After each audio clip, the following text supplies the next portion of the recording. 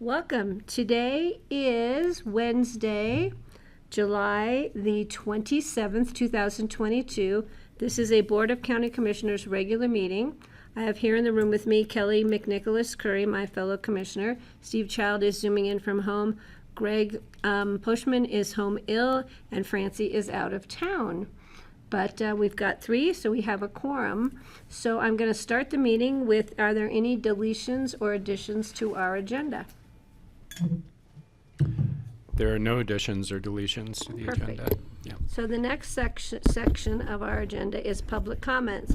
This is for public to comment on any items that are not on today's agenda. So if there's any members of the public, either online, please *9, correct, to raise your hand. And any members of the public, would you like to comment? You can come right up here to this front microphone.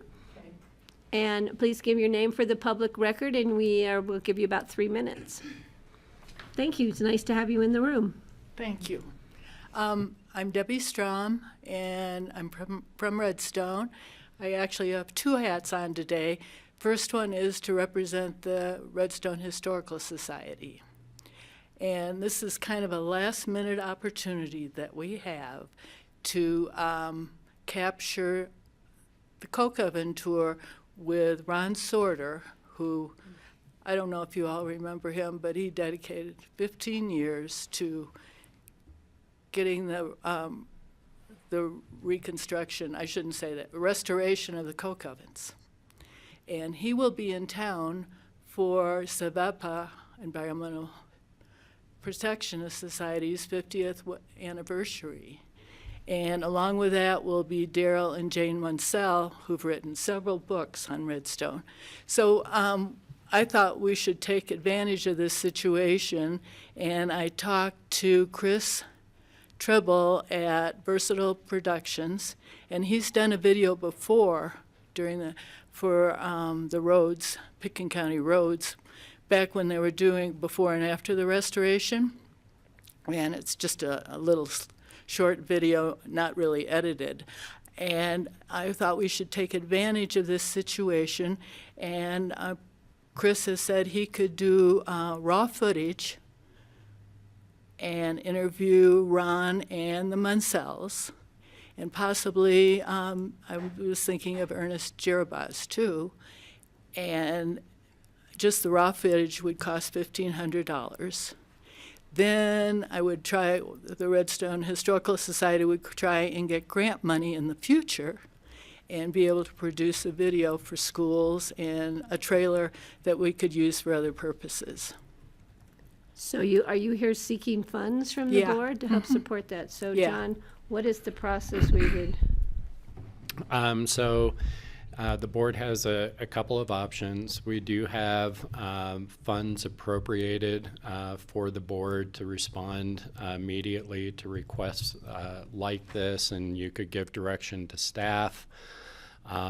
Typically, we try and get a letter or something, and it sounds like this is pretty time sensitive at this point. Yeah, and I did send out an email, but I know your email boxes are inundated.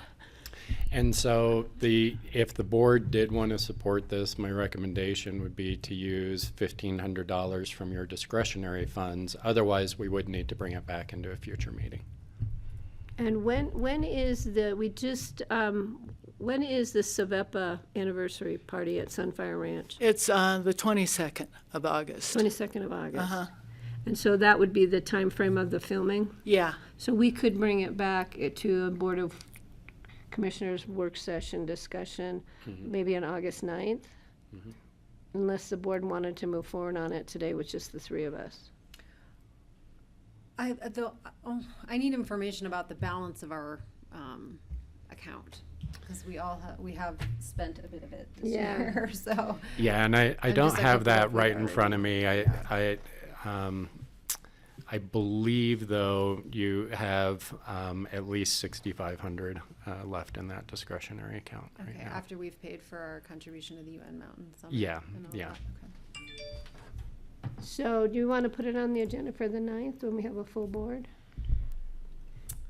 I'm comfortable approving the request. I am too. Steve, go ahead, please. Well, I'd be Oh, we can't comfortable hear in Steve. pass, Hear you know, approving it today from our discretionary fund. Steve, we can't hear you. You can't hear me. Oh, no. Sorry, Steve, we it was go. on our end. Now we can hear you, On your Steve. end, can you hear me? Okay. I would be in favor of spending 1,500 from our discretionary fund so they can get the raw footage on it. I would urge you, Debbie, to, look for multiple sources of funding for doing the production of it when it's all the editing and all that, and get more people involved in that.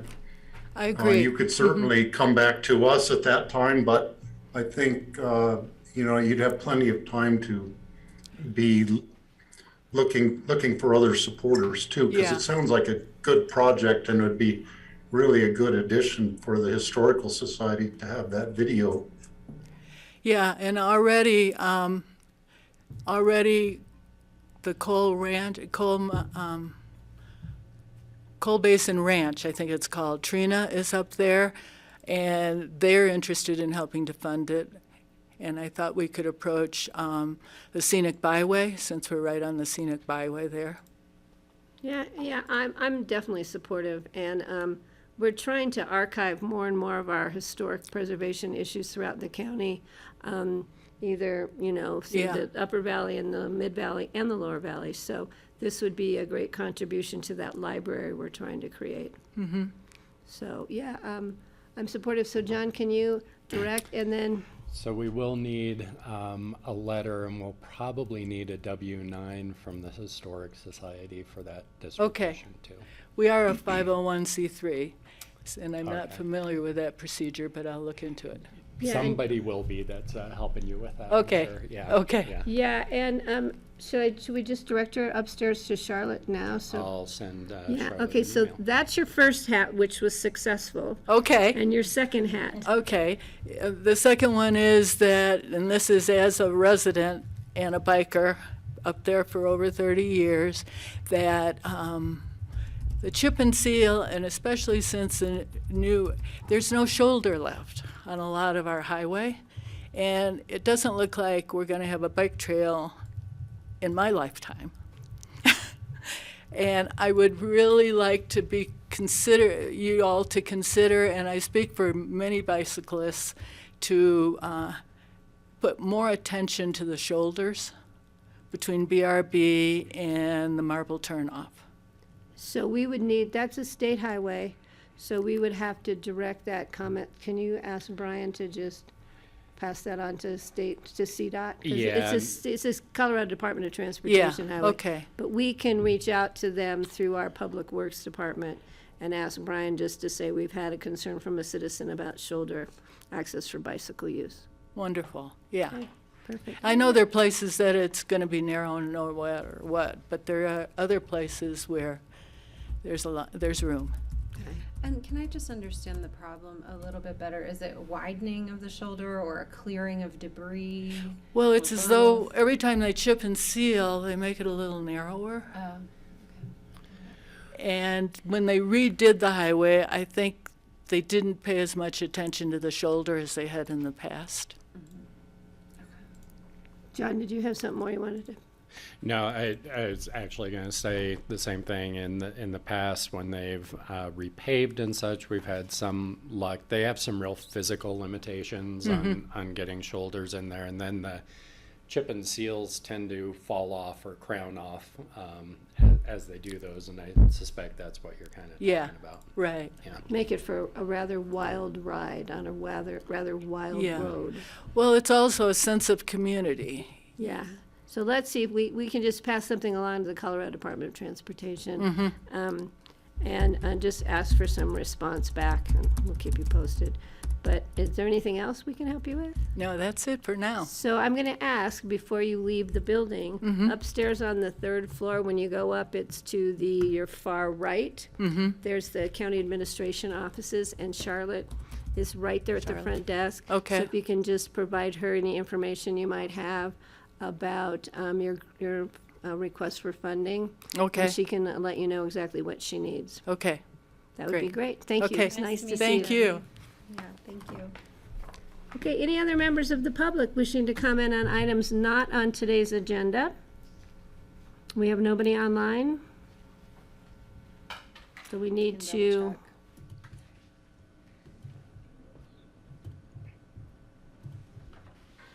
we have Matt, but he's here for us later, and we have the Daily News who's attending to cover us beautifully in the newspaper tomorrow. Okay, so we are gonna move on. I'm gonna close the public comment portion. I'm gonna bring it back to the board for commissioner comments. Steve, would you like to make a comment? Yes, please.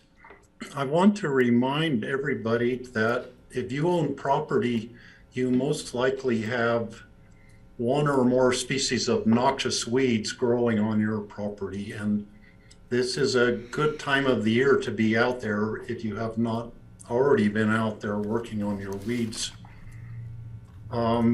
I was out spraying thistles on our place this morning. I'm almost done spraying the entire property now, all the different little patches of thistles. So it takes a lot of work to do it properly. But if you have a small property like an acre or half acre or a lot, you could do anything you need to do just with a shovel, just by digging things up and harvesting the blossoms on the thistles, which are just now starting to get blossoms and starting to go to seed.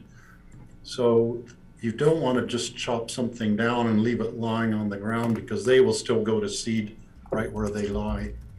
Just collect the blossoms, put them in a bag and send them, put them in with your trash, and you will get your property rid of noxious weeds within just a couple of years for most of the species. Thank you. Thanks, Steve. Kelly? I don't have anything. I'd like to wish my friend and colleague Patty Clapper happy birthday on Thank you. Sunday. Thank you.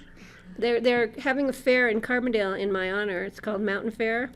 They have it every year on my birthday. It's so kind of the constituency that's actually in Garfield County throwing a party for me in Carbondale. And I plan to be there all 3 days. So thank you. And my comments are just, again, about public safety. Be careful out there. We have a lot of visitors and guests in town. Roadways are busy with walkers, bikers, kids, and automobiles. Sounds like a movie, but I think it's trains, planes, and automobiles, isn't it? So please be safe out there, enjoy, and be mindful of the river temperatures, and please don't fish unless you need to fish early morning or evening right now, because they are starting to close down our rivers for fishing all day because the temperatures are too hot, which creates more stress on our amazing fish population. So, okay, please be safe and enjoy. So we're going to move on to our regular agenda. And our first item is the minutes of July 13th regular meeting. And this is a consent item. Is there any questions from the board or corrections? I'll move to approve the minutes of July 13th. I have a motion and I have a second. Any further comment? Seeing none, I'll call the question. All those in favor, please signify by saying aye. Aye. Aye. Aye, thank you. Next items are also our confirmatory readings. These are public hearings. The first is an emergency resolution of the Board of Commissioners approving an intergovernmental agreement with La Plata County for economic assistance. And I don't know who is, did I see Matt on there or somebody who might be? Phyllis, are you gonna, I think the only question is, are there any changes from first reading? There are no changes from first reading. Does the board have any questions? I'll open the public comment.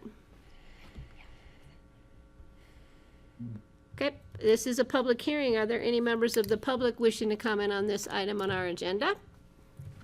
Seeing none, I'll bring it back to the board. Would make a motion to approve the emergency resolution approving an IGA with La Plata County for economic assistance. I will second, and thanks to our economic assistance staff for helping out La Plata County. Yes, we appreciate that, and we've had a good working relationship in the past with La Plata, and we're going to continue that. So I'll call the question. All those in favor, please signify by saying aye. Aye. Aye. Motion passes. Their second emergency ordinance confirmatory reading is a Board of County Commissioners approving the purchase of 612 Lakeside Drive, Basalt, Colorado. And I see, thank you, Phyllis, see Mr. Richard Engelhardt, Deputy County Manager online. Are there any changes to this? No, there's not, Patty. Thank you, and happy birthday. Thank you, sir. I appreciate it. I'm gonna wait for those grapes for a couple years now, right? I want a bottle of that wine Yeah. for my birthday coming down the line. Yep. Okay, any comments or questions from the board? Seeing none. I guess I have one question. So we think we have this filled, right? Because we have someone moving from Aspen into this unit, and then we're gonna consider a sale of the other unit. Okay, great. Okay, that's all of my questions. Thank you. Okay. So you made a I motion? will make a motion. Did Steve make one? I'll make a motion to approve the emergency ordinance approving purchase of 612 Lakeside Drive. Basalt. Perfect. Do I have a second? Second? This is so weird only having 3 commissioners. I'm used to like this round table full of us, so you guys are doing such a good job filling in. So I'll call the question. All those in favor, please signify by saying aye. Aye. I don't know how all those 3 counties get through it. I don't know. Can't be as much fun. Thank you, board. Thanks, If Reg. one of them's missing, then the chair would have to be one of the ones making the motion I or know. seconding it every time. That would be really weird. All right, next we have individual consideration items. This is a 1 reading, and I believe no public hearings. Is that correct? About the bylaws? So this is the resolution of the Board of County Commissioners establishing the Community Growth Advisory Committee and approving the Community Growth Advisory Committee bylaws. Kara, please. Good afternoon. So we are finally here. This is fantastic. Before you are the bylaws to establish the community growth. We brought this to you all in a work session a couple weeks ago. From that, and based on the number of appointments you all have made, we revised slightly. So a couple follow-up items from that July 19th meeting. Number 1 is that we changed the quorum. So the quorum is identified as 50%, with it being an even number total. We left it at 50%. Is the big piece of it. And then there was also questions from the commissioners about the conflict of interest as it relates to this board. And in speaking with the attorney's office, they did not have any concerns. Generally, it's similar language that is in all of our other bylaws. And if there's any individual concerns, still encourage them to kind of contact the attorney specifically. But with it being an advisory committee, he did not have any concerns at this time. Great. Thank you. Questions from the board? Kelly? Yeah, we had some discussion yesterday that I think might merit some changes to these at our joint meeting with the P&Z. So we had talked about reorienting the vision statement language a little bit, and then we added some language about incentives as well. So I'm not sure if it's helpful for us to kind of walk through where to put those in or make those changes, but I do think these should reflect that conversation. Are there mentioned either one of those in the? That's a great point. The vision statement is mentioned in the bylaws. Let's see. It's the second paragraph. And I can read what we rewrote based on last night's conversation, and if this captures it, then we can update it. But it was, what I understood is the BOCC vision would read, to meet our climate action objectives, utilize growth management, let me start over. To meet our climate action goals, utilize growth management in the land use code to create an equitable, sustainable, and resilient regional quality of life and economy for our community. That's fine. I had suggested it as utilize growth management in the land use code to meet our climate objectives or action goals while creating an equitable, sustainable. Yours is much more eloquent. I don't know, it's not that different. So is that, maybe we'll just check in on that point. Is that Okay. still okay? Yeah, that's Board fine, members? because I know we wanted to really emphasize the climate action issue at the beginning or somewhere with more meat in it than just tacking it on at the end. Okay.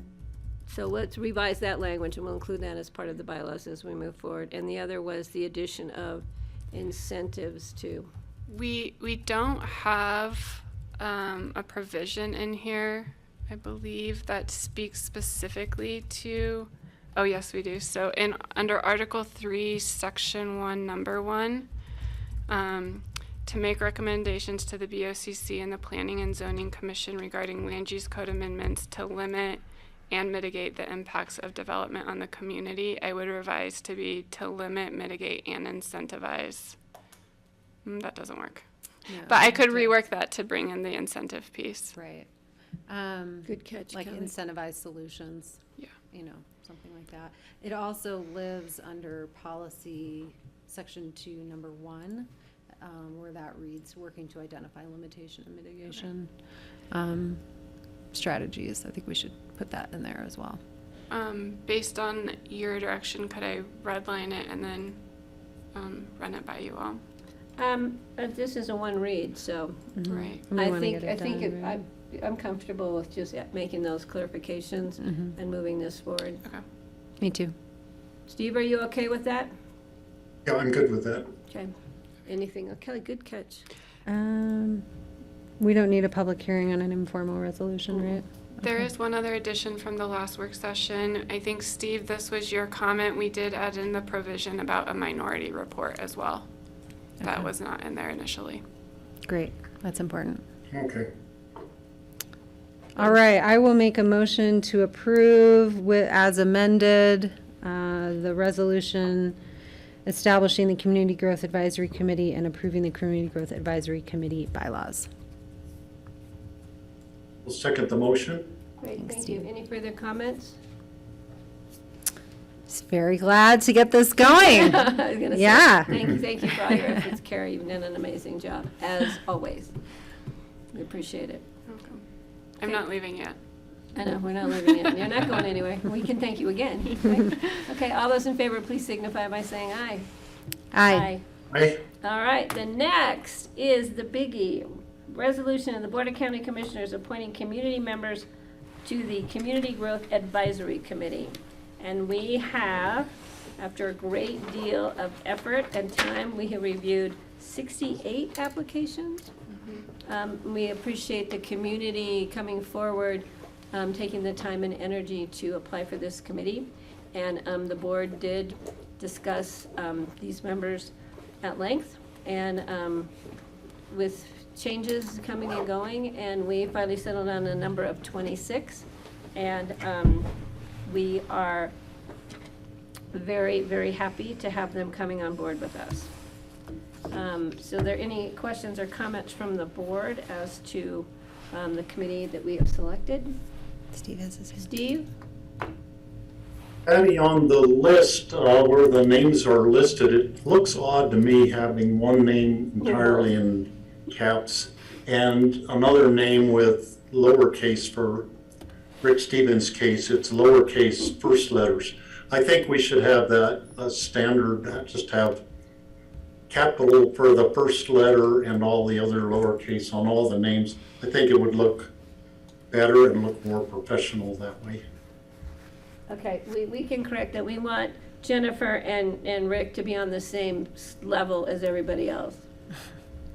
Yeah, and I think it was explained that maybe that's how they had filled out their application or something. It was how they filled But it at out. this point in time, let's just have it all standardized. I think it looks better Okay. and gives a better impression to anyone looking at the list. Jennifer just kind of jumps out because she's like middle of the page. So yeah, we'll have Kara correct that is just as far as the type, so the font. So Kelly, anything? Yeah, thank you to everyone who applied, and congratulations and Godspeed to those who were appointed. I very much look forward to your input.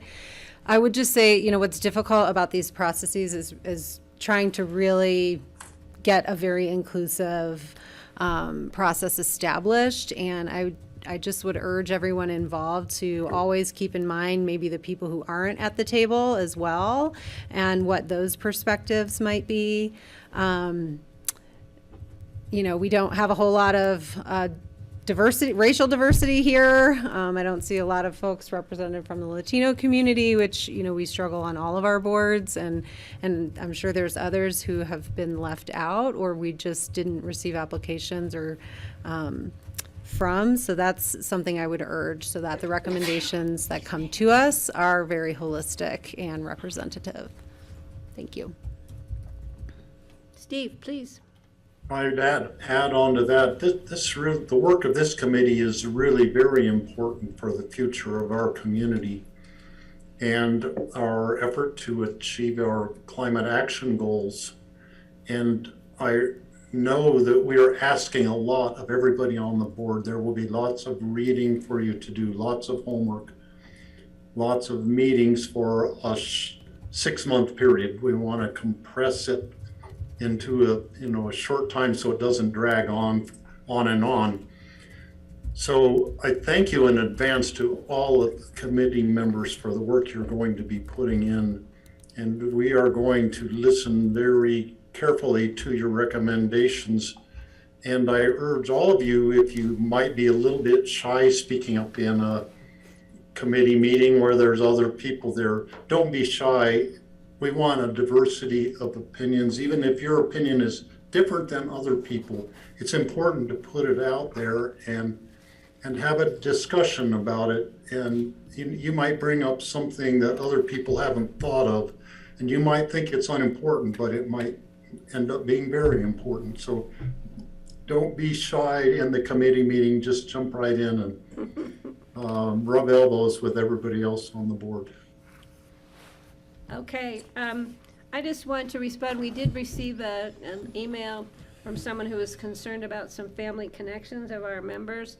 I want the people to know that we did discuss this when we were making our selections, and we had to recognize and realize that this is a small community, and we have a lot of people who are related in this community, and we did not feel there was a conflict in appointing people who have family relationships.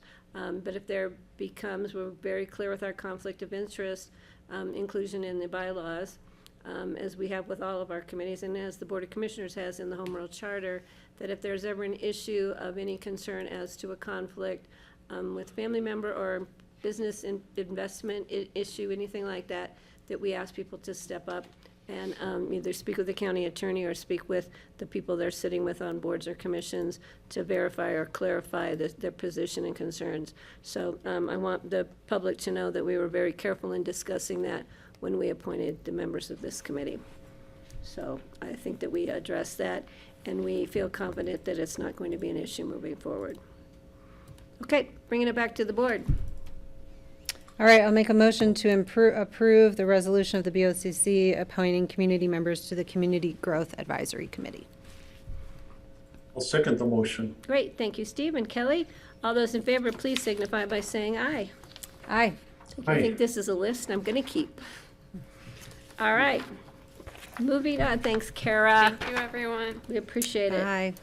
And now the work will begin.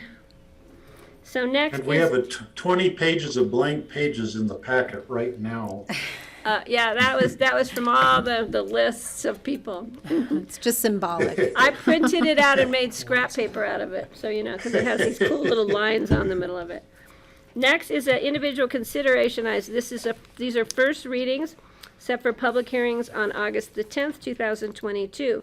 The first is an ordinance of the Board of County Commissioners approving and accepting the deed of conservation easement from the 5R Ranch. And Paul Hosinger, who is our Open Space and Trails Agriculture and Conservation Easement Manager. So Paul, please. Thank you, Patty, for that introduction.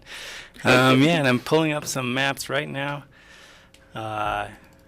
Hopefully they will go, but just to give some background on this a little more deeper than I usually go into, back in 2021, just last year, the state of Colorado signed a bill that allowed landowners to donate a conservation easement of up to $5 million.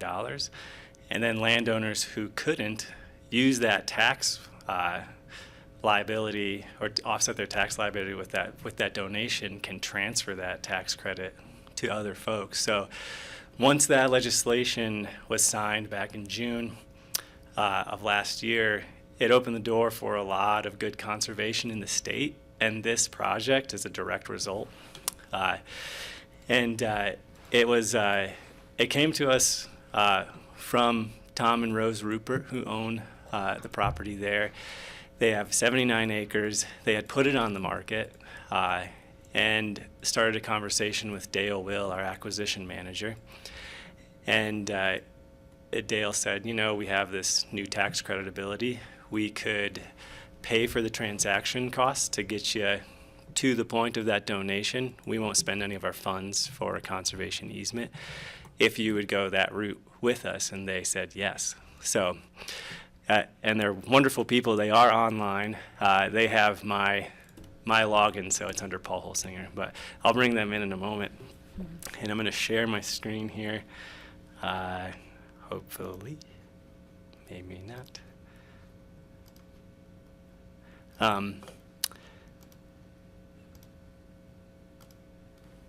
Here you go. So this first map just kind of shows the conservation landscape of the upper Capitol Creek Valley. We have Capitol Creek Ranch, which, you know, Steve is sitting probably like right about here right now. One of our, you know, a feather in the cap of open space in the county, as well as the Harvey Ranch right next door. Together, those properties make up about 3,000 acres of conservation. Up above, we have John McBride's Lost Marbles Ranch and the Wieben Ranch. Both of those properties were done by Aspen Valley Land Trust. So this property just fits right in there with a few other properties that we're always trying to work with, but it sits right there at that urban wildland interface that's so important for us to protect and conserve. It's 79 acres. Right here, it's bisected by Little Elk Creek and Capitol Creek Road. The trailhead for the Capitol Peak is right here. And this is a BLM lot that's gives access to the Hay Park Trail. It's used a lot by folks who ride their horses up and down that road, which is what makes this property also important to our program, which I'll get into. But Tom and Rose have elected to conserve the entire ranch. They're going to limit their residential development to 4,000 square feet total. They've also voluntarily wanted to ensure that if that road got busier and busier, which it could, they wanted a safe route for public access. So they've voluntarily granted a public trail easement on the east side of Capitol Creek Road, 20-foot easement, 20-foot wide. So mainly so equestrians could get up and down the road safely, and any other folks who would like to come up and down. Like I said, we're not spending any OST funds on this except for maybe approximately $30,000 in transaction costs, which is, you know, paying for an appraisal, paying for a baseline documentation report, title work, all that kind of stuff. And we're at the point now working with this family that we're ready to sign an ordinance so we can sign the conservation easement and they can go through this tax credit process, submit their application to the state, get those tax credits, and most likely transfer them to somebody else and get paid that way for their offering. That's really all I have. And I know Tom and Rose are online and they'd love to say something. Yeah, go ahead and bring them on. They are under my name. Paul, there's right there. Yep.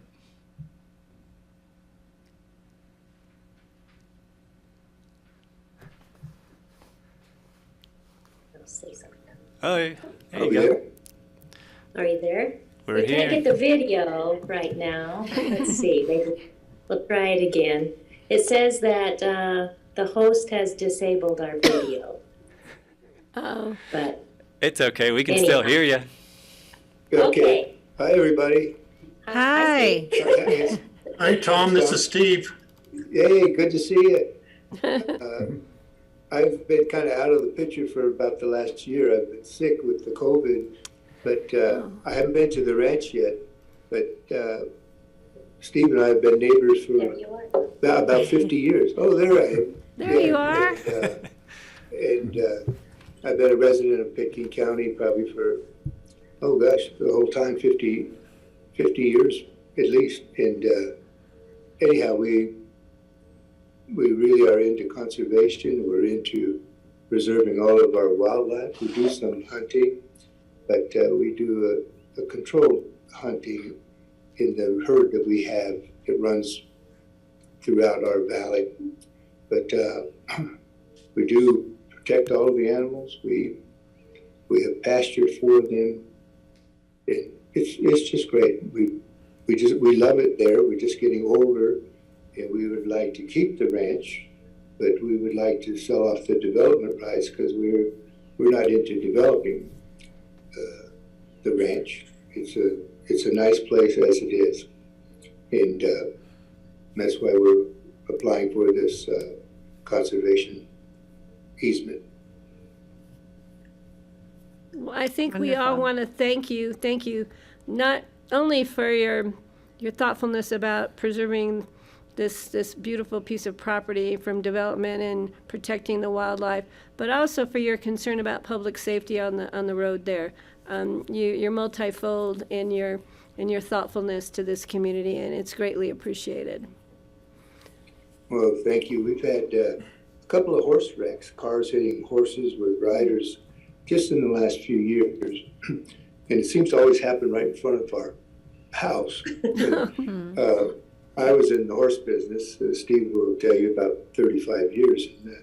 And we're very fond of horses. And the people have been injured as well. So we need a little more width there, or put a fence up on the side of the road and a trail on the other side of the fence, so it doesn't become a parking lot, but it becomes an access to our wilderness area. And that's what we had in mind on this road, on this trail access. Kelly, and then Steve. Sure. Thank you. This is such a generous legacy you're offering to the community, and I can't think of a better place for a conservation easement here. So I just want to personally thank you for that. You're so welcome. We feel honored. Our community is developing. We're getting more and more people, and we just need to make these accommodations that everyone can enjoy this wilderness area that has been set aside for all of us. Are you finding that there's lots of cars parked along the road near your house? I know that's been kind of a problem on that road. Well, yes, they don't seem to park at our house anymore since they fixed the road up to Barbara's house. And they used to park at Barbara's house, but prior to that, they all parked at our house. And Pitkin County does plow that road, Capitol Creek Road, to our gate. Okay. And so on opposite the gate that enters the house, we have a turnaround for the plow truck. And so people do still park there sometimes. A car or two will pull into there and park, but it's not as much of an issue. Okay. Well, good to hear. Beautiful. Thank you. It's a beautiful parcel. And I know that Steve Child wants to say some words here. Yeah, well, to tag on to the parking thing, the county plows out a huge parking area at the Hay Park trailhead at the BLM guard station down the road. Yes. So there's plenty of parking for everybody, but they need to stop before they get to the end of the plowed part otherwise they sometimes end up getting stuck, or they go farther up the road and get stuck on the steep part. I just wanted to put in a word for Tom and his family for the great care they have put into this place. It's really reminds me of the way that Beth Randall, who homesteaded there in 1913, took care of that property. They took very good care of it. It was always, the fences were always in good shape. They had really nice gardens, kept it well irrigated and just well taken care of. And Tom and Rose and Tom's kids have done the same thing, just really, put some loving care into the property. And it's something they can be proud of. And I know that your donation of the conservation easement adds to the growing number of acres we have in Capitol Creek Valley that are conserved now, and that will be appreciated by everybody in the whole community. And I know, Tom, you would ask me about, what process to follow, and you just really grabbed the bull by the horns and went ahead and got all this done on the conservation easement. So good job on that. Thank you. Thank you, Steve. Would you like to say any other words, Paul? I mean, Paul. I'm looking at Paul. Your name is Paul on my screen. But Paul, either Paul. Paul or Tom. Yeah. No, I think I'm fine with everything, and I really appreciate Paul's effort and Dale helping us through this, and you too, Steve, getting us started on this program. And we just love it. We hope to continue what we're doing for as long as we're still kicking. I think, Steve and I are about the same age, I think, and it gets a little harder every year, but we love it. So, Tom, I hope you feel well enough to get up here in the high country pretty soon. We've had a lot of rain and everything is so green and lush. It's like, some of the old days when we had really nice wet summers, and this is one of those that is really nice up here. Well, I'm hoping right now they're telling me to stay out of the altitude for a little bit longer, but I hope to get there in a month or two. So I'll be back on it. I think Kelly has. Yeah, I just have a question. Paul, can you just run briefly over the elements of the conservation easement and what happens with the water rights and all that, please? Yeah, sure. It's a pretty standard conservation easement as far as our portfolio goes. It's the real prohibited and permitted uses apply to the building envelope, which if you kind of just look at, you can see kind of where the developed area is here. We're limiting the property to essentially how it is now. They'll have additional square footage, but like I said, up to 4,000 square feet total of residential. There is irrigated acreage up here tied to Hardscrabble Lake, which is off screen, but a wonderful hike for families. And the fishing is pretty good too. But the Ruperts own essentially all the water in that reservoir or lake, and it will be tied to this property and essentially tied to this valley, so remain unchanged. Tom has also worked extensively with the Forest Service to work with them to keep water in that reservoir. And not deplete it too much. So he has additional agreements with them for that.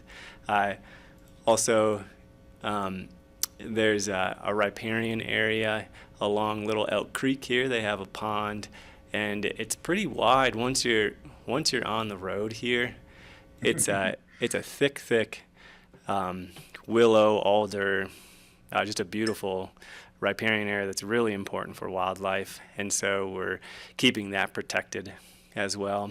But essentially, all the development is going to stay right in this little area here, and the rest of it will remain unchanged. They'll have to spray weeds, which they already do. They'll have to maintain any new fences wildlife friendly, which they're already committed to, and it will just remain just as it is.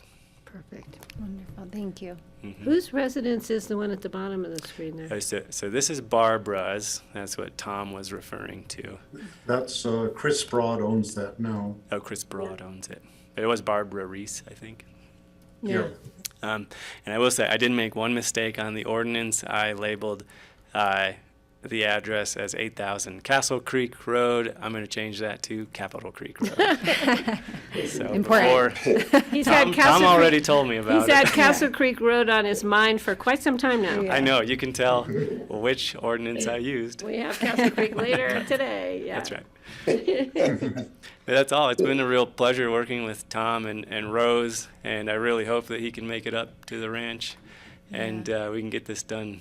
We would love to come up and visit when you're here. So Steve, let us Oh, know. we would love that. We would Okay. love that. Yeah. Okay, so this is a first reading. We will set for public hearing and second reading on August the 10th. Does the board have any more questions, or would the board, Steve, would you like to make a motion? I would be honored to make the motion. I move that we approve the ordinance on first reading of the Board of County Commissioners approving and accepting the deed of conservation easement for the 5R Ranch. On Capitol Creek Road. I will second. Before I call the question, I do have a question. What does 5R stand for? Well, when we bought the ranch, we had 3 children, and it was for my wife and I. We didn't know what to call it, so we just said the 5R, the 5 Rivers. And here we are. So it's the 5 of you are the 5 R's. Right. Yes. Yeah, okay, well, thank you. I'm going to call the question with great pleasure. All those in favor, please signify by saying aye. Aye. Thank Aye. you, Tom. Thank you. Thank you. Thank you. Thank you, all. everybody. Good to see you, Tom. Hope to see you in person Yeah, pretty feel soon. better. I hope so, and happy birthday. Thank you, oh, thank you. Thank you, sir. You're so Bye, welcome. all. All right, the next item on our agenda is a resolution of the Board of Commissioners authorizing the chair to sign a grant agreement 22 ASE 01 with the Colorado Department of Transportation in the amount of $384,097. There's no change on this, Dan. For airfield pavement maintenance and airport layout plan update assistance at the Aspen-Pitkin County Airport Sardi Field. And we have Dan Bartholomew here with us. Hi, Dan. Good afternoon. Nice to see everybody. Dan Bartholomew, Aspen-Pitkin County Airport Director. Yes, this is an item is a grant offer from the Colorado Department of Transportation Bureau of Aeronautics for 3 separate projects. So 2 pavement projects. One was a pavement project we did last year. That's phase 1. We were not actually anticipating any funding for this from the state. We did a spring project last year, and then while we were doing that project, we found additional areas of pavement that needed some rehabilitation, if you will. So we went ahead and got some additional federal funding for that. We weren't sure that the state was going to add additional funds to help us with that, but they did this year. So they retroactively provided a grant match of 5% for that. And then this is pavement maintenance phase 2 is the work we're doing this year. So we had that 2-week closure in May. And then we'll be doing some subsequent work without a closure in August, just grooving some pavement and putting in some permanent markings where we put in temporary markings. And then also the airport layout plan that we're commencing right now. So this is the sum total of $384,097 is the sum of all 3 of those projects, and that's the state grant portion for that. So this is just for the first reading for the acceptance of that grant. Great, thank you. Does the board have any questions for Dan? This is a first reading. Again, we'll set for public hearing and second reading on August the 10th. So I'll bring it back to the board. Dan, thank you. We always like it when you find money, and you've been doing a very good job of finding money, so keep up the good work. So do I have a motion from the board? Steve, please. Well, a question first, and I think I know the answer, but the CDOT Aeronautics Division provides money to airports around the state. And if I remember correctly, all the money they have available comes from a tax on the fuel that is sold at all the airports in the state also, with a large proportion of that being from DIA, of course. Yes, sir, that's correct. And so that's where the money's coming from? Yes. Mhm. Okay. That's what I was thinking, I remembered. So I'd be glad to make a motion to approve on first reading the resolution authorizing the chair to sign a grant agreement with Colorado Department of Transportation in the amount of $384,097 for airport pavement maintenance and airport layout plan update assistance at the Pitkin County Airport. I'll second. Great. I have a motion. I have a second. Any further comment? Seeing none, I'll call the question. All those in favor, please signify by saying aye. Aye. Aye. Thank you, Dan.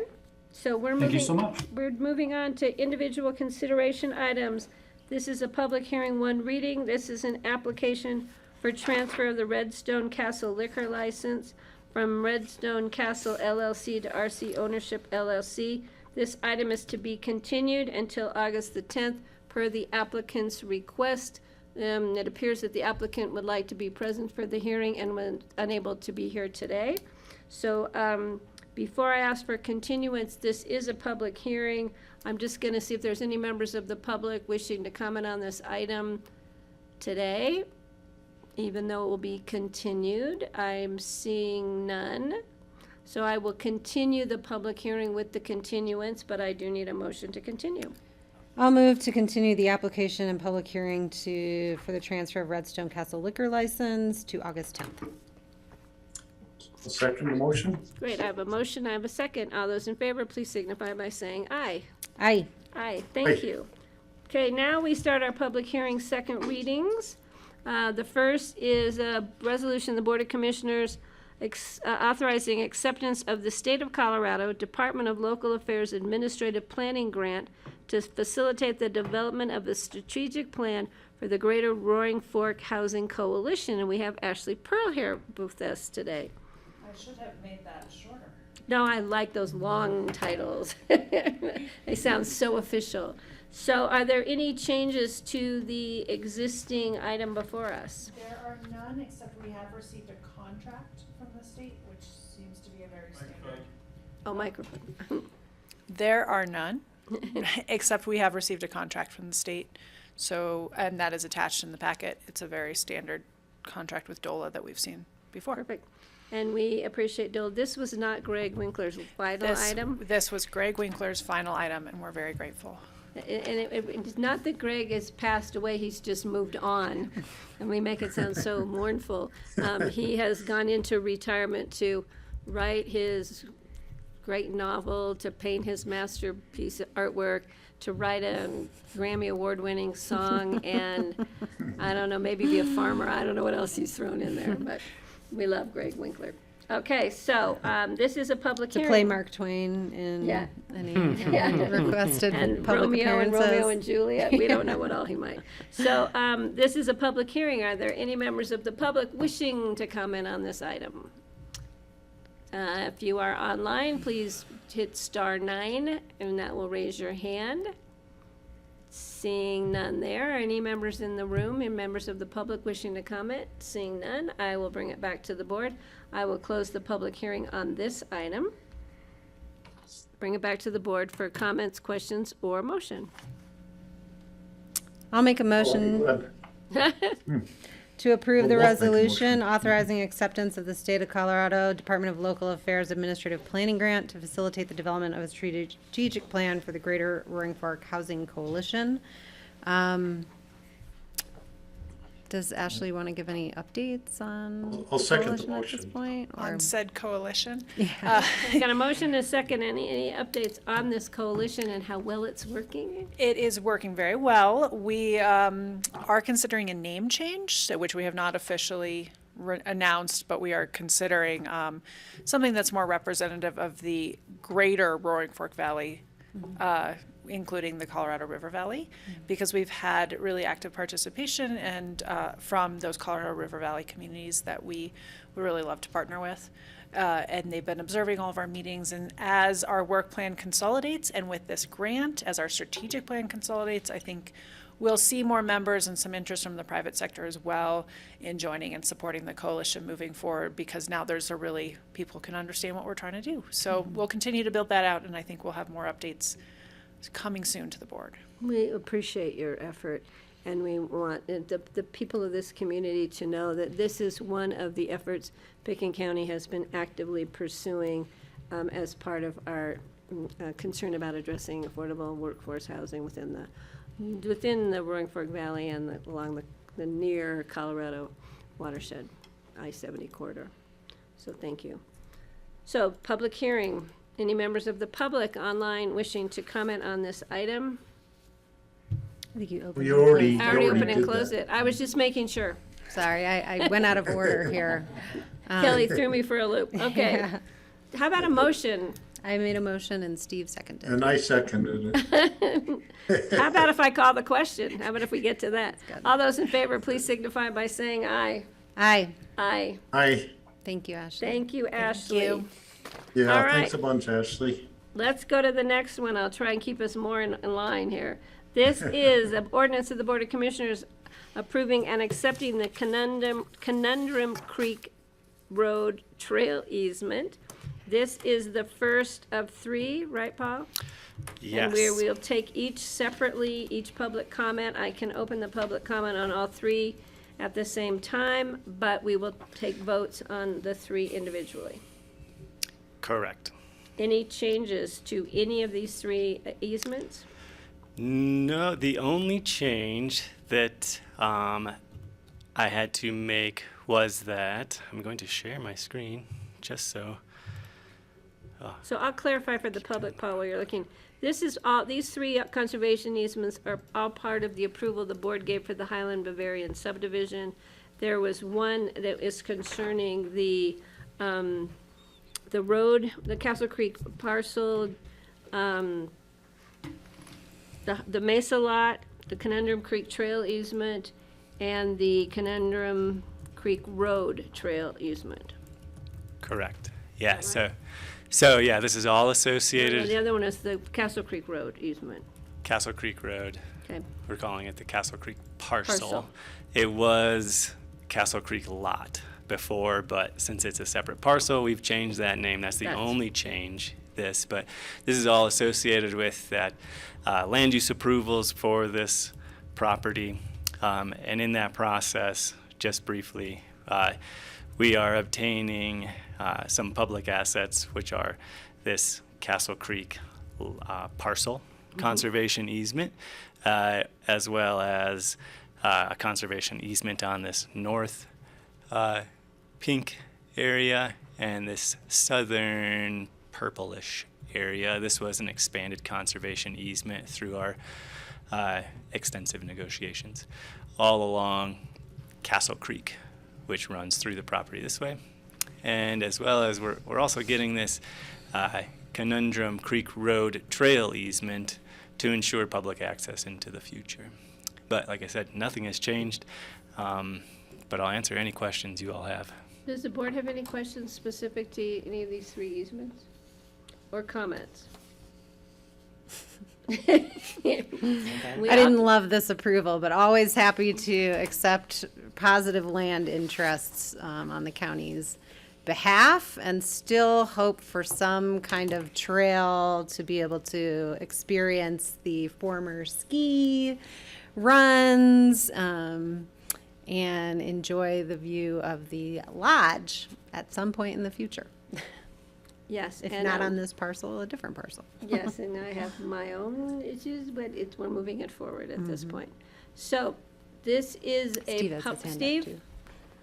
Well, I was going to comment about the video that was produced about this property showing the history of the Highland Bavarian Lodge and how it had the first ski runs in the Aspen area. And they were doing ski tours up on to Hayden Peak and also up into the Little Annie Basin, that's where the first skiing in Aspen was. And Paul, how does a person access that video, or how will they, going into the future, access that? Well, it's been submitted to the Aspen Historical Society. I'm sure somebody from there could probably give it to a member of the public. But also the landowner and the planner have a plan to put in a interpretive panel, kind of right where my plus sign is, either here or down here. And they're hoping to embed a smart screen so that that video is able to, or no, excuse me, a QR code so folks could get that downloaded on their phone from an interpretive panel along the road. So that's a future plan, but I think as it is right now, if anybody wants to see it, I have access to it, or the Aspen Historical Society has this film. And it's a really great movie. Yeah, I think they're gonna add it in their Really interesting. Mm-hmm. in their library Yep. at the Historic Society. So, public hearing. I'm going to open the public hearing on all three of these easements. If there's any members of the public wishing to comment on the Bavarian, Highlands Bavarian subdivision easements, Conundrum Creek Road Trail easement, the, what's the other one? Let's see, the Castle Creek parcel, and the Mesa lot, which is the upper one. Ranch lot. Ranch lot. Why does it say Mesa lot on here? Does it say Mesa lot? Yeah, on my AIS. Oh, You're just trying to keep me on my toes, Paul. sorry. Not a bad day to try to keep me on my toes. There's a lot happening on that. Okay, any members of the public, either online, *9 if you wish to make comment on the Bavarian, Highlands Bavarian subdivision easements. We have 3 before us. Anyone in the room wishing to comment? Seeing none, I'm going to close the public hearing, and I'm going to bring it back to the board for comments, questions, or for a motion on the first, which I'm going to do the Conundrum Creek Road Trail easement. So I will first make a comment and then I'll make a motion. This has been a long process. It has taken us several years and several iterations of this proposal to get it to this point. And I'm glad that we're finally putting the finishing touches on it here with the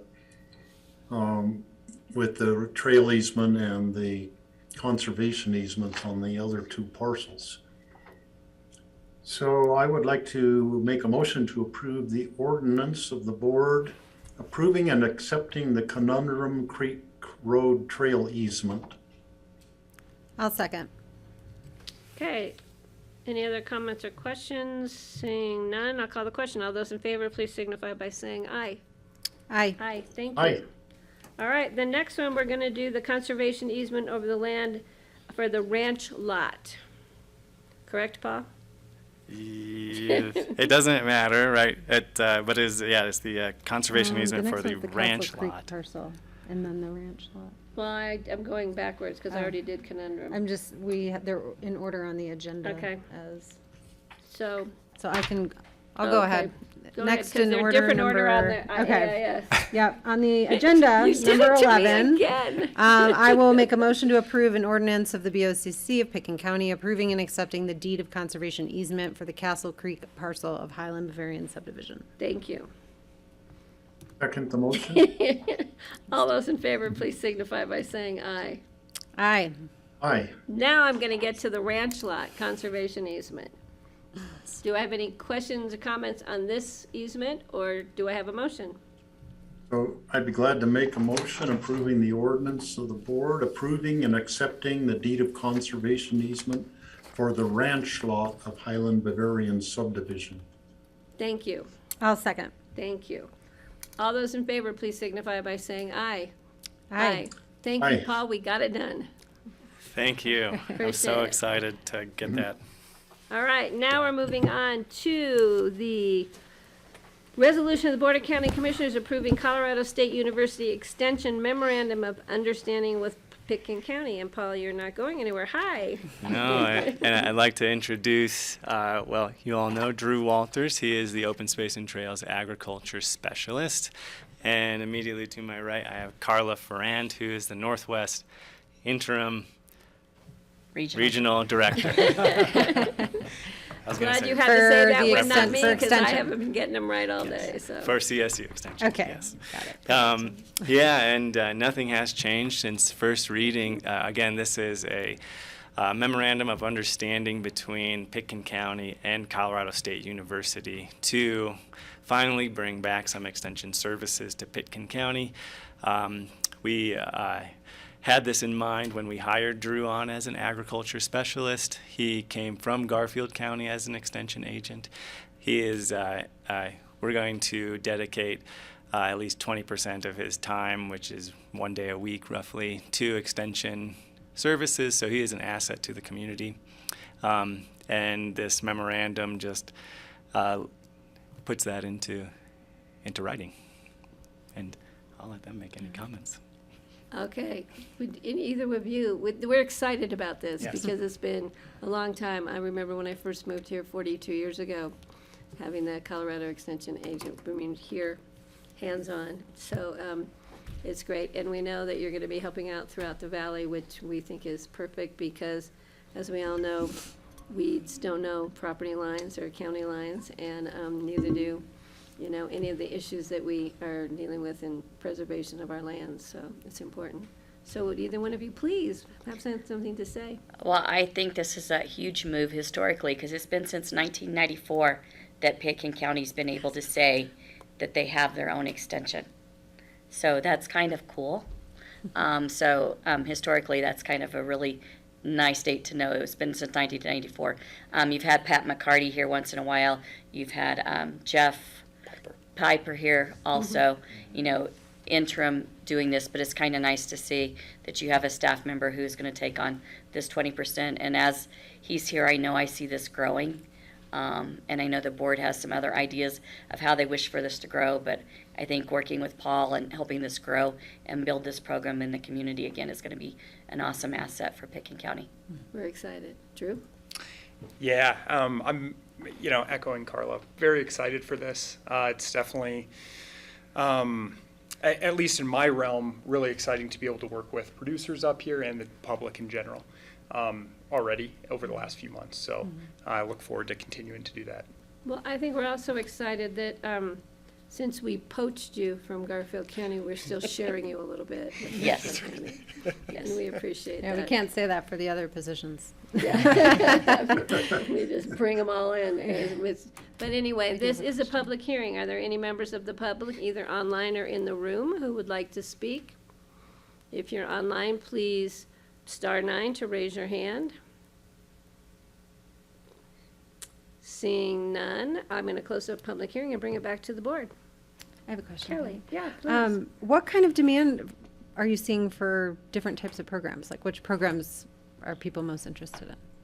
Yeah, I've been getting, at least for the short time I've been here, a lot of questions on plant diagnostics and soil health, which is very similar to what I was getting in Garfield County. So pretty similar areas that I'm getting calls on.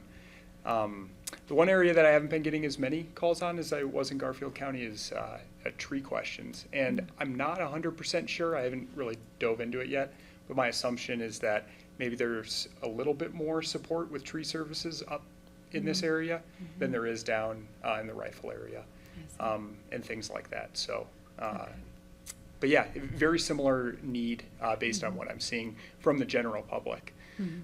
And that's one thing that we're certainly going to explore with an extension. We did a community needs assessment in Garfield County last year, and we'll probably want to do something similar in this area just to see how we can best support and how we can best outreach folks in Pitkin County. Cool. Thank you. I appreciate that. Sure. So speaking of soil, that's still an introduction we need to make with Drew and Casey Piscura at Sunfire. He called me while I was sitting right here. Today. Casey did? Yep. Okay. Oh, perfect. Yeah, he's a great soil brain to pick. So, Yeah, and, yeah, you will enjoy talking with Casey. Yeah, I look forward to it. And that's what I love about Extension too, is it is really a lot of reciprocal knowledge sharing between the university and local experts, so. Well, yeah, he knows his dirt. So. Okay, perfect. So Steve, please. Yeah, a question for Drew. Do you get any questions from people about identifying noxious weeds on their property? Yeah, and I got a lot of those questions last year, predominantly from small acreage folks who had, maybe 10 acres or so. They're new to the area and they're not familiar with the different weeds around. So I worked pretty closely in Garfield County with Steve Anthony and Sarah LaRose, who work, really that's what their job is with the vegetation management team. Mm-hmm. So then will you be working with the Weed Advisory Board a little bit here and with our weed control programs? Yeah, I think so. I think that's one area that we need to look into in Pitkin County. I haven't dove into that yet, but it's certainly something I'm open to and something that if there's a need for Extension to be involved with that and a want, it's something that we can help with. A lot of the services we would provide in Garfield County primarily were identification of weeds and providing just baseline recommendations for them because we had such a strong vegetation management team with a weed cost share or noxious weed cost share program.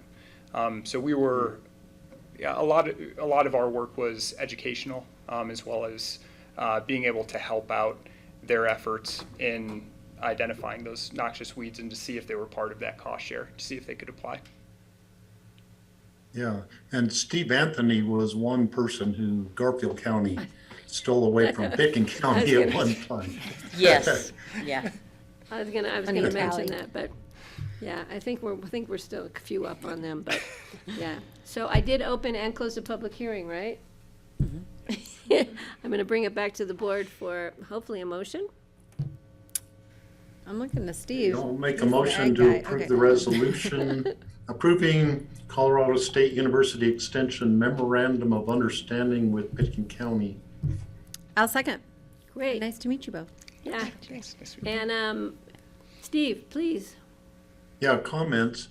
I'm really glad, for many years we shared just part-time. We'd have someone who was the Eagle County Extension agent, would once in a while be over in the Roaring Fork Valley. I think we'll be a lot better off sharing Drew's position with our Open Space and Trails Department because we know where Drew will be all the time somewhere working in Pitkin County. So that will be good.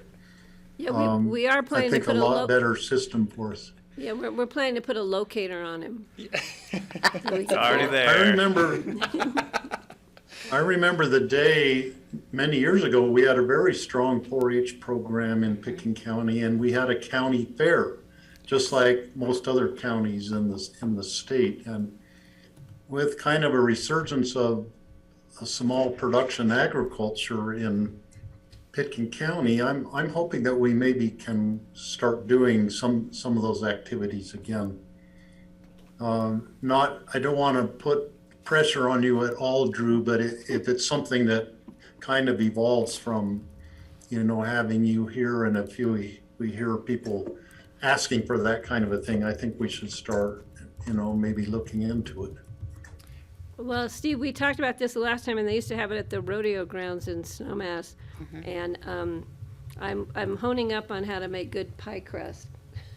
So for that next Pitkin County Fair. But Steve, since you're retiring in 2 years, we do have a job for you, and it's going to be organizing the next Pitkin County Fair. So now, I met a former county commissioner about a year ago from another state who resigned as county commissioner to become the head of their fair board in her county, which she took that to be a more important job than county commissioner.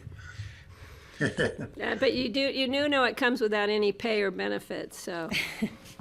Just to let I you know. get to sample all the cakes and pies. Yeah. Okay, we have a motion and a second on the table, so I'm gonna call the question. All those in favor, please signify by saying aye. Aye. Aye, thank you, thanks. Welcome and Nice good luck. Nice to Yeah. meet you, and Nice nice meeting to you. see you. Yeah, thanks. Cheers. Okay, now, we are going to a resolution of the Board of County Commissioners designating the Aspen Daily News as the official newspaper of record for legal notices and advertisements. And I believe we have Mr. Ely online with us. We do have, Marcy's here too. we do have, John, do you want to give us any changes or any comments on this? This is a second reading public hearing. Thanks, Patty. Yeah, this is a second reading. There are no changes from the first reading. It is a public hearing pursuant to the enactment of formal resolutions in the charter. I have not received any comments before or leading up to this meeting. The ordinance will, the resolution will establish a new official newspaper of record, moving that designation from the Aspen Times to the Aspen Daily News.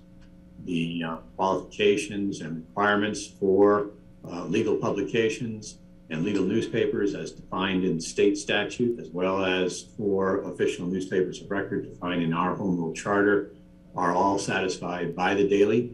In addition, I should point out for the board, the last time that this was visited by the BOCC was back in 1993, and would seem to be something that we would periodically examine, if for no other reason, just to assess the ability of a newspaper to respond to all of the advertisements and notifications that are required by our legal processes. I can say that the Aspen Daily News rates for publication of legal notices and advertisements compare very favorably to that of the Times, and that the particular effective date for this resolution will be Friday this week, the 29th, and that is to avoid any overlap in publication for notices that have already been sent out for publication in the Times, and the notices that have been sent to the Daily already for publication in that paper next week. So if there are no questions, I think it's ripe for a decision and action by the board. Great. Are there any questions or comments from members of the board? And I'm going to open the public hearing. This is a public hearing. If there's any members of the public, either in the room or online, wishing to comment, please come forward and just need to give your name for the public record, and let's make sure her mic is on. It should still be. Hi, welcome. Hi there. I'm Allison Patillo. I'm the publisher of the Aspen Times. And I want to thank you guys for seeing the importance of having a paper of record. A lot of small towns are moving away from that. So I generally, truly appreciate that you see that that is important. And you're lucky in this town to have a choice. And it could even be beyond the papers. We could look at Aspen Journalism. You could look at Aspen Public Radio. You have lots of choices. So since they're choices, and going with your purchasing and procurement mission, I would request that it's put for a bid for all the qualifying media outlets to be able to put together their bid pricing and reach, be it print, be it online, so that you have the most transparent information for the public. Great. Thank you. John, is it required of us to go to a bid on this item, or could we go to a bid if we were to choose to in the future? You can entertain a response on pricing. Pricing is, however, capped by state law so that it's not an amount to be exceeded by for any designated legal publication. The requirement under state law and the charter is that we have a official newspaper of record, which qualifies as a legal publication or legal newspaper under state law. So online outlets, radio, none of that qualifies. We do have a choice in our community, and we are fortunate to have that choice, but the choice does come down to two. When the board directed that this be brought back, it was in response to certain actions at the Times, and the decision moving forward is at the discretion of the board. Great, thank you. But that does not mean in the future we might not want to take that into consideration. So thank you for bringing that to our attention. All right, thank you, Patty. Kelly still has. Yeah, I just would respond as well that the legislative landscape does not always favor requiring a record of publication. Just to advise, we've been in conversations, Steve and I, at state legislative meetings because many small counties would prefer to not pay for this, and they have kind of been on the losing end of that argument. So that is a shifting landscape, I would say. That was the landscape to put it online, to put it in other, because that's been going on for quite some time. Yeah. Yeah, but thank you. And it was nice to meet you. Thank you for coming You in. as well, Patty. Thank you. Thanks. Are there any other members of the public wishing to comment on this item? Seeing none, I will close the public hearing and bring it back to the board. And thank you for bearing with us to this point of our meeting. It's been interesting.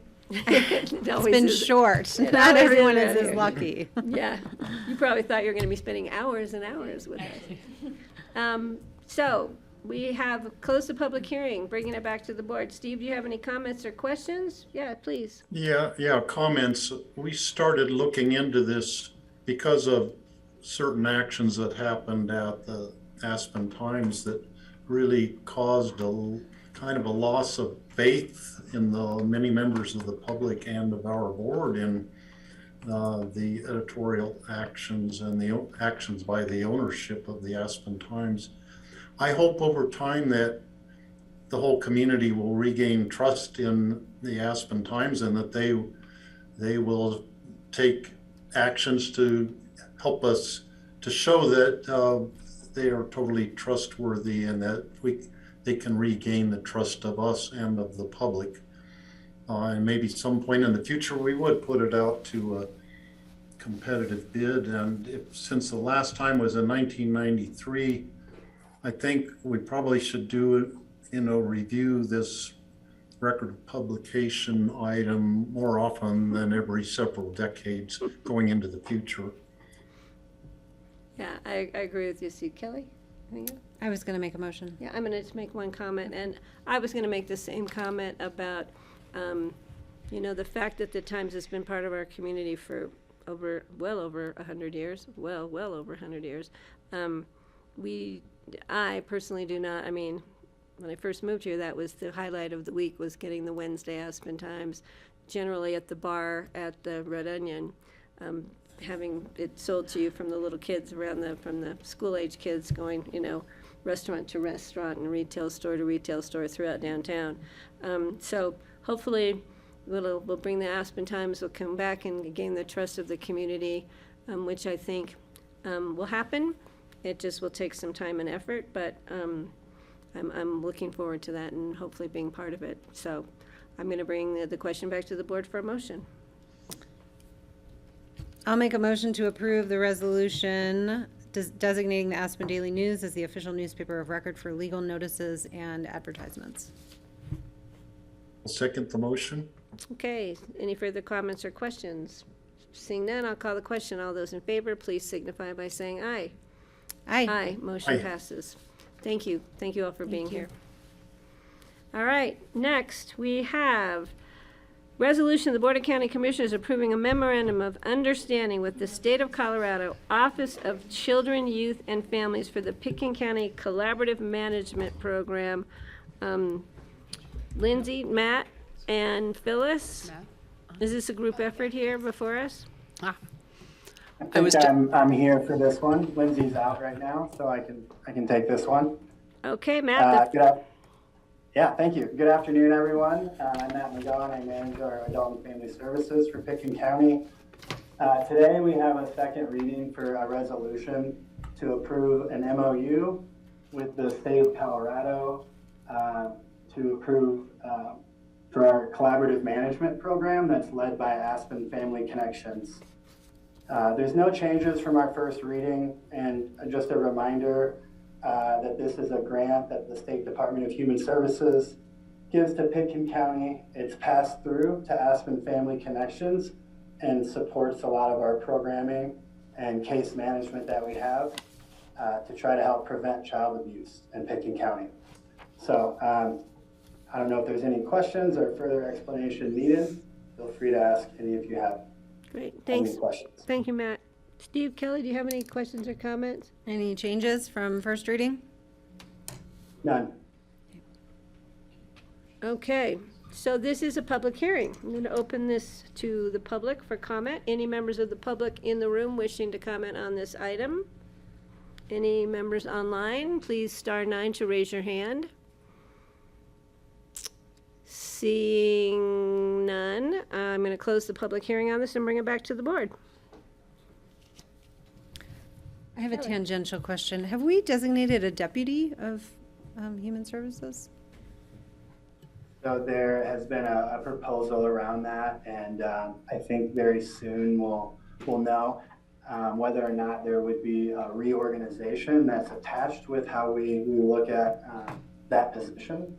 And so it is still vacant right now, and we are working and getting closer to establishing what that's going to look like. Thanks. I appreciate that, Matt. And thanks for stepping in to be here today. I don't have any other questions. Steve, any questions or comments? Nope, I don't. Okay, then I would love to entertain a motion.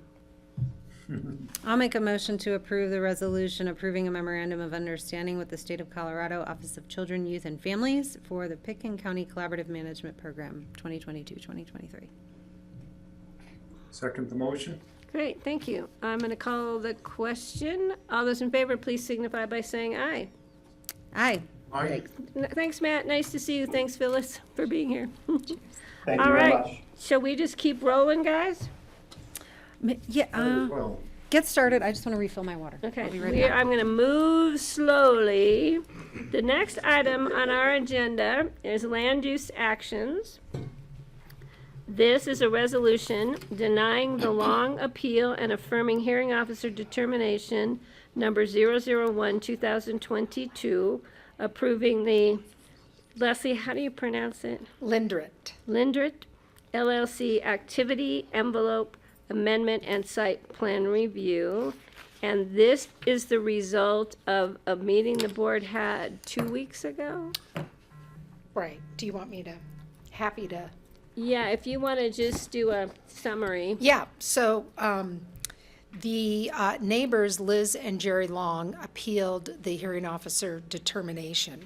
And that, because they appealed that determination, that, my mic is on, just double checking. Yeah, you're good. You have the light on, you're ready to go. And because they appealed that determination, was a review by the BOCC. On July 5th, the BOCC heard the appeal, and the BOCC denied the Long's appeal, and then directed staff to create a resolution to bring back to you reflecting that denial of the hearing officer, reflecting the denial of the appeal of the hearing officer's determination. And so that resolution is attached for your review. Okay, and so that's just normal process, is that we have to hear it, make the determination, and then a resolution comes back either pro or con. Right. I didn't prepare a resolution for the appeal meeting because we didn't know which way We didn't know that which way would we're going to go. And this is not a public hearing, is that correct? I do not think so. I don't think so. I think we agree on that. So, we have before us the resolution showing the board's decision to deny the Long appeal. Does the board have any questions or comments to Leslie or on the item itself? It was a tough decision. This is a hard one when the board has these issues come before us. Steve? I just wanted to comment about our decision from a couple of weeks ago. I think we were all felt sympathetic towards the Longs having a house will be built in their view plane of a beautiful view that they have.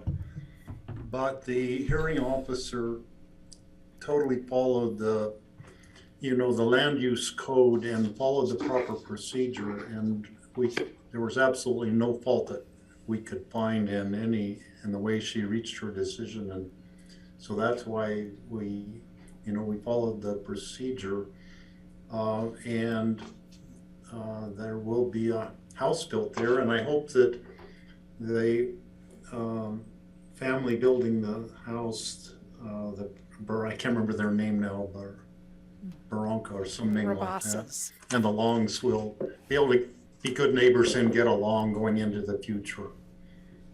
Yes. Kelly, any comment? No, I'll support what Steve said. You know, this is a lot with a lot of constraints, and they did their best to locate the house in the least constrained area, which is what we hope most people do. So I agree. I think the hearing officer was correct in her findings, and I support it. Okay. So I'm going to be looking to the board then for a motion.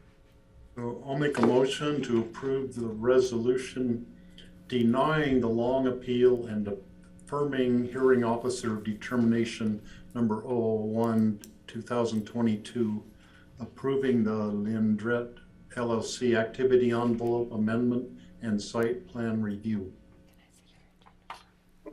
I will second. Leslie, are you good with that?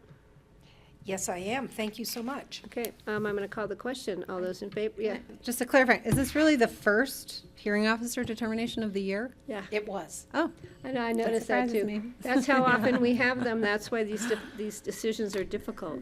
Because we really go through them with a fine tooth comb, making sure we're following the proper procedures. So I'm going to call the question. All those in favor, please signify by saying aye.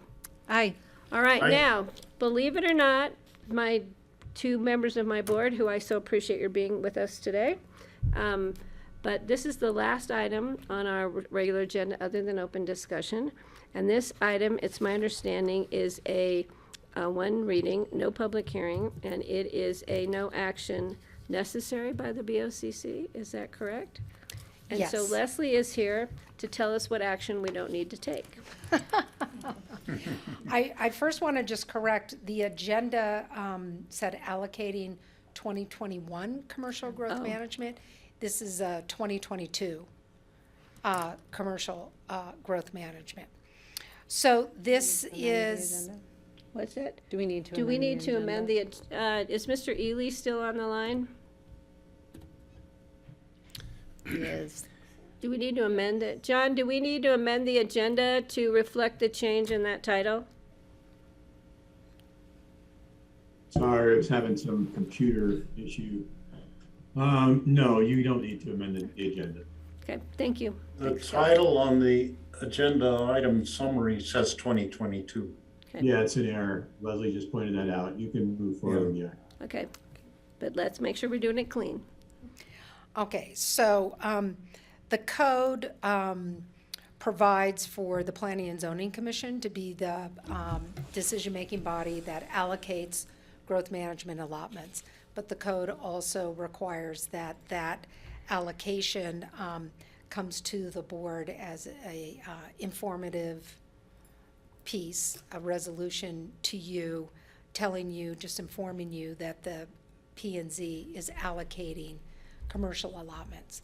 So for this year, for 2022, there were 43 employment generation units. That's how we allocate allotments for commercial growth management. We had one applicant, Turnabout Ranch LLC, and they came in, they were requesting a commercial allotment for an indoor riding arena.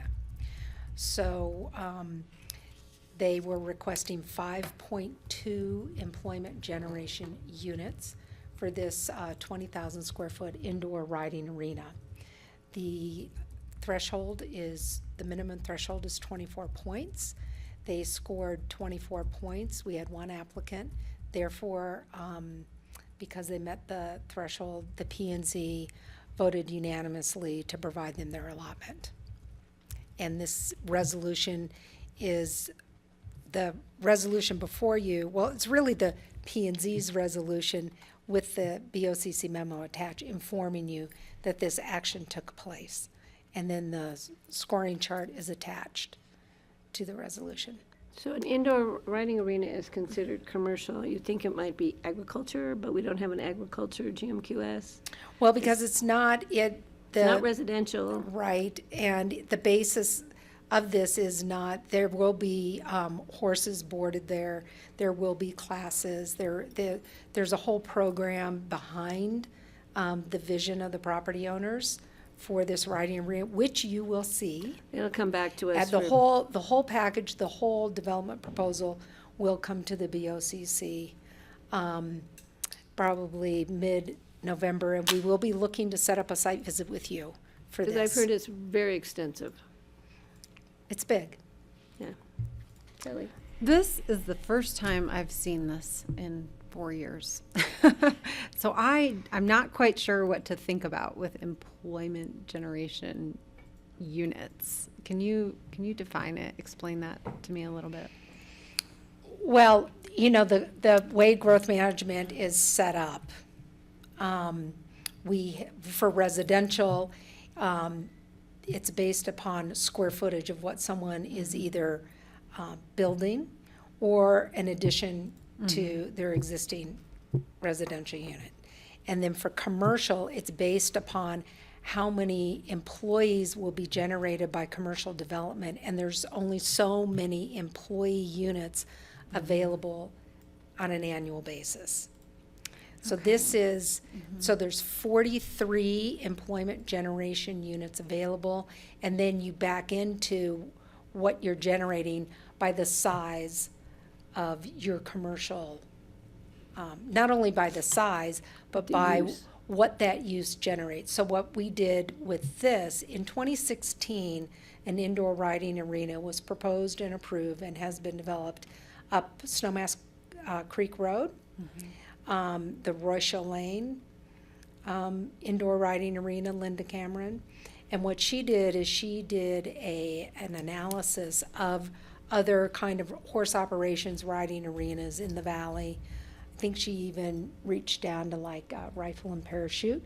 And they figured out for the number of horse stalls that they have and the size of the riding arena, there's so many employees that are necessary to run the operation.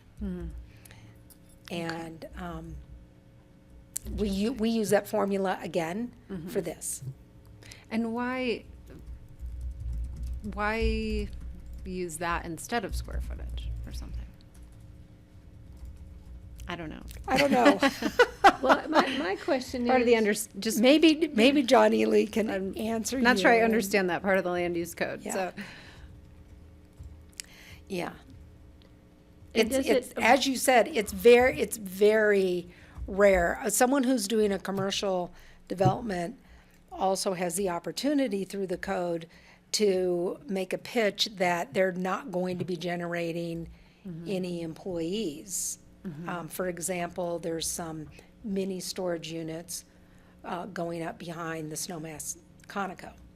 And the staff of the Snowmass Conoco are going to manage those storage units. So they petitioned our department and successfully argued that they were not generating any employees. sure, got that. Okay. so does this, Kelly- go ahead, John.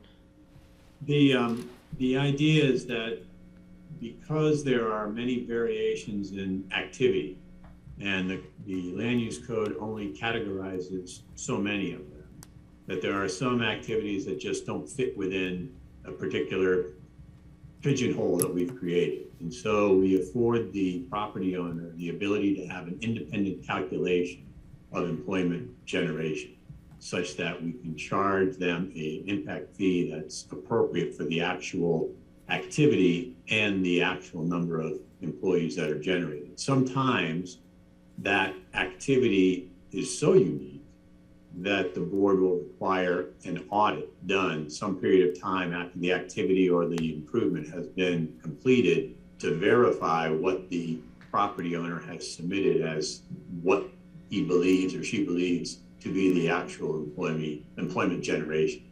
So that's the mechanism that's within the land use code. It's a recognition of the fact that every possible use is not articulated within the code. It'd be impossible to articulate every possible use in the land use code.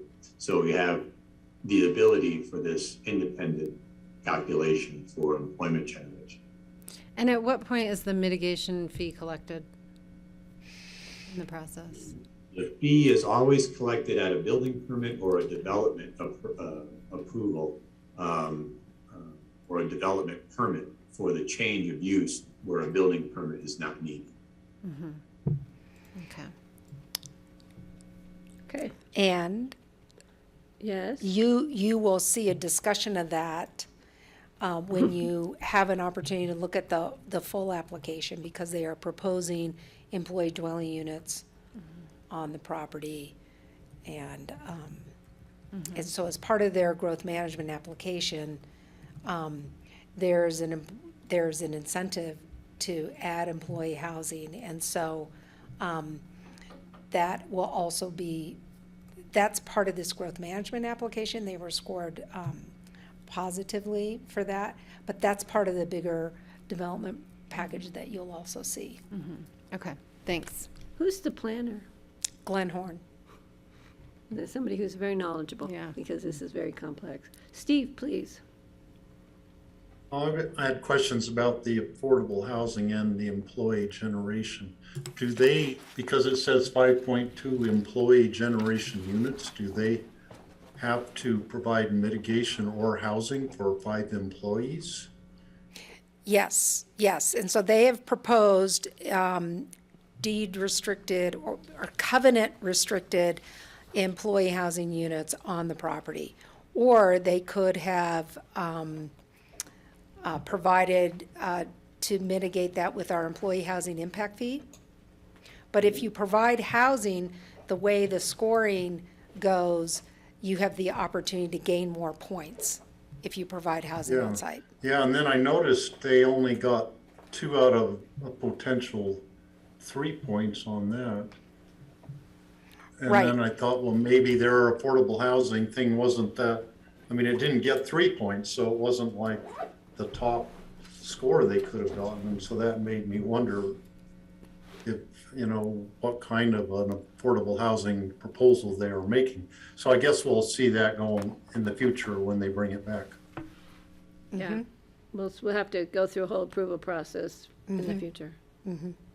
I'll explain, I'll make sure that the whole background to the scoring and how it was scored, because as you can see, like site design and visual impacts, that's going to be a big part of the application that you see, as well as the deed restricted housing that's on site and where it's located and things like that. You'll see all of this, and I'll make sure to have kind of a little background piece on the growth management when you see this. This is the former Thai Bar Ranch property. So when do we anticipate? Sometime in October? We don't have a date when it's scheduled? We're looking at your November 16th It's a budget meeting.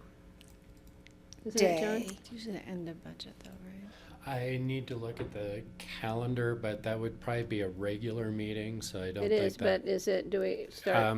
We'll still be in work sessions Okay. at that point. So I'm just thinking ahead, because if we're gonna plan a site visit, October would probably be better Right. weather-wise, et Right. cetera, but who knows? We'll be looking towards the end of October, beginning of November for you, for this site visit. Okay, so let me know, because I might be out of town, but I might plan to be out of town. You can't be. I know. Leslie loves it when I do that to her. You can't go out of town. Must be nice to run unopposed. Yeah. Be out of town in I might be October. working on a ballot question, right, for the ambulance district. Okay, so this is a no action, so we've asked some great questions. This is gonna come back to us, and I know it's gonna be an extensive review when it comes back to us. So, that being said. I do have another question. Yeah, go ahead. We had revised some of the growth management allocations in the last couple years, and I don't think we revisited this. So I guess I'm wondering, is this something that's on the docket for ComDev and needing a reviewed conversation just about the amount that we generate? I mean, everything in GMQS is sort of up for grabs, right? Sure. Under the Sure. in discussion, but I just am wondering if that's been something that we've thought, 43 isn't the right number anymore, or it's not being used, anything like that. Have you guys had That's a those good question. It's conversations? something I think we should have a conversation about, whether or not we want to have a conversation about it. Right, if you recall, your recent amendment to the GMQS was you reduced the annual allotment for additional residential square footage. Yes, I mean. We haven't touched commercial, and I can't even remember if I've ever done a commercial GMQS. I know I didn't do one when I was on P and Z. I did regular residential, and I don't remember the last time one came through the BOCC for commercial. So Leslie's always Well, finding when you- something new. When you have recommendations from your growth committee, you need to consider whether or not this construct continues to work at all. Right. The original basis of it is that it was a growth management competition, a quota system wherein people would propose increased community benefits or sensitivities associated with proposed development to get a better score and to move ahead and allow them to go forward with building. But in the absence of meaningful competition, that's what you need to think about. Is this system something that still can work? Is competition among applicants something that's still viable? So will you take this point back to our consultant? Thank you. Okay, anything else from the board? We do not need any action other than to thank Leslie for bringing this to our attention. So Leslie, thank you. Nice to see you. You're welcome. Yeah. All right, so it's not even 2 o'clock yet. Do we have open discussion? Marcy, were you here for anything open discussion? She just likes to watch us in action.